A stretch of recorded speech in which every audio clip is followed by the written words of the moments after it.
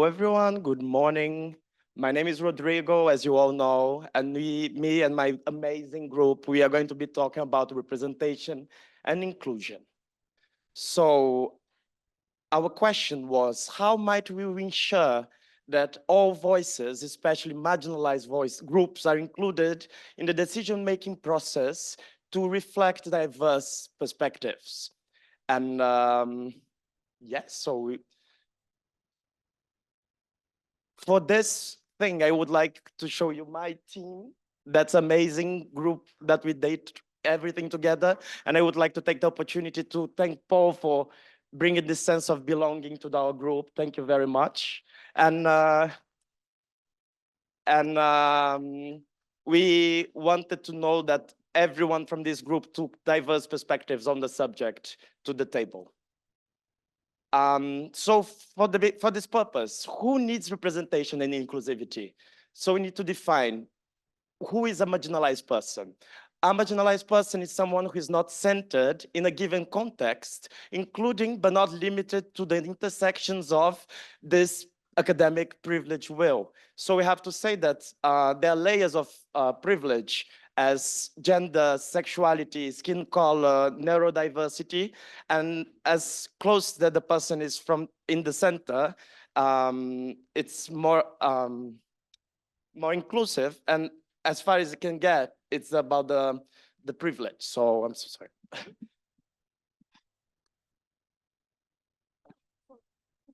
What we want to do here is we want to optimize for better solutions. We already have systems that sort of work, but what we want to propose is an optimized system, right? That we want to introduce a sustainable systemic solutions to include those that we saw on the edges of the wheel of privilege, including the intersections.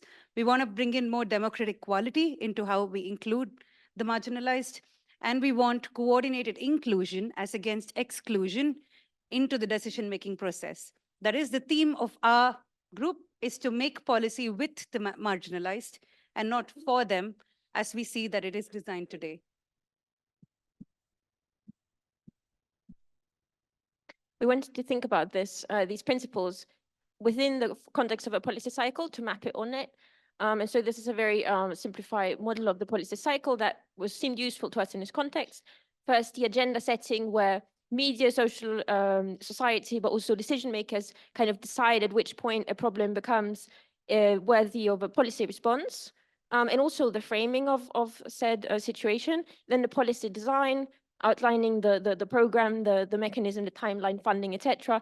The implementation of said program, often on various levels, from international, national, regional, depending on the program, and then the evaluating the causal impact of this policy, possibly also unequal impact on different groups, which would ideally feed into like a reform and an improved policy.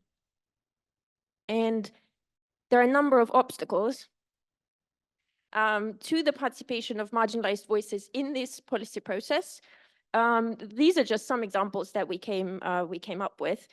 For example, contacts and network may be different for marginalized people than they may be for people who are not necessarily marginalized. And a certain intransparency of the process sometimes from the viewpoint of marginalized people.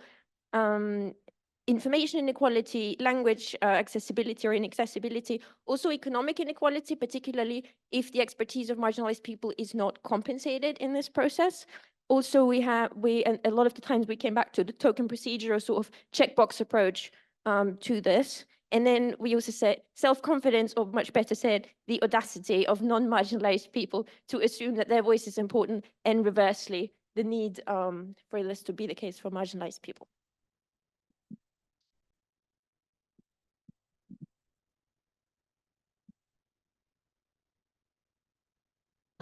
So this is the cycle again, but then we try to explore our personal experiences, because we all have differing experiences of the policy cycle. We have added a few here, and I'm going to speak like mainly from my experience. So just to give a bit of background, I work for a legal action charity and have also worked in like policy and campaigns, and at the moment I'm working in advocacy, specifically around refugees and asylum seekers, but also mental health policy. So, for example, and also just to preface that just because I've had experience into these different sections, a lot of charities or NGOs don't have this experience. It depends on influence and the size of the organization. But for agenda setting, in the UK, the government does calls for evidence. So these can be on an organizational or an individual level. And this is kind of an information gathering exercise. That being said, there's obstacles here, including accessibility and language for the calls of evidence.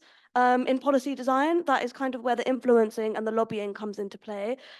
Using our expert experience based in lived experience of asylum seekers, we then share our recommendations for policy with members of parliament. Implementation, when the policy is then implemented, it's then devolved down to local governments and the services are being asked by us to deliver. And then with that evaluation, so then that comes consultations and shadow reports like some of us have done, and that's kind of getting input and a response of our conclusion and our opinion of how the policy has affected said marginalized communities.